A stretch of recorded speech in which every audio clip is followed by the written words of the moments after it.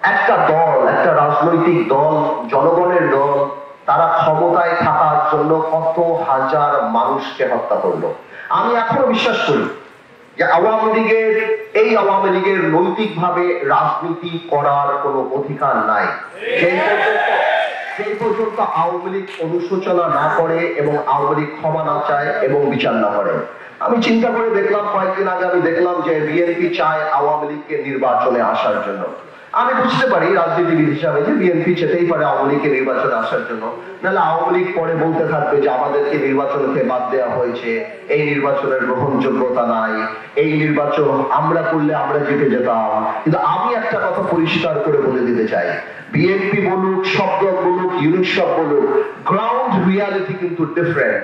যেখানে আমার ভাইদের যেই যেই ডিস্ট্রিক্টে, যেই যেই গ্রামে 15 তারিখ 5 অগস্টে বা এই 17 বছরের রক্ত ঝরেছে, আমার ভাইদের লাশ গিয়েছে, ওইসব জায়গায় আওয়ামী লীগের ক্যান্ডিডেটেরা যা ভোট চাওয়ার মুখ রাখে না, তাদেরকে কেউ ভোট যেতে দিবে না। গ্রাউন্ড রিয়ালিটি আলাদা।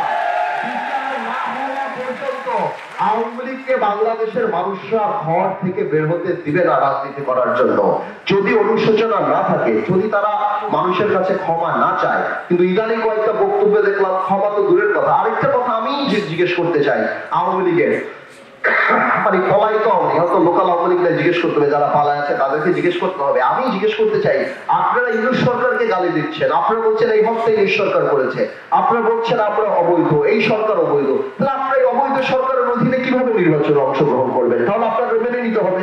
তো আমি মনে করি যে বিএনপি হয়তো ছাড় দিতে চায় আওয়ামী লীগকে নির্বাচনে আসে, বা নৈতিকভাবে আমি মনে করি না আওয়ামী লীগের নির্বাচন করার কোনো সুযোগ আছে। এবং আওয়ামী লীগের মতো দলকে, যারা গণহত্যায় বিশ্বাস করে, যাদের কোনো রাজনৈতিক অস্তিত্ব নাই, যারা ক্ষমতায় যাওয়ার জন্য সবকিছু করতে রাজি, সেই ধরনের দলকে বাতিল নিষিদ্ধ করার জন্য আমি মনে করি সংবিধানের প্রভিশন থাকা উচিত।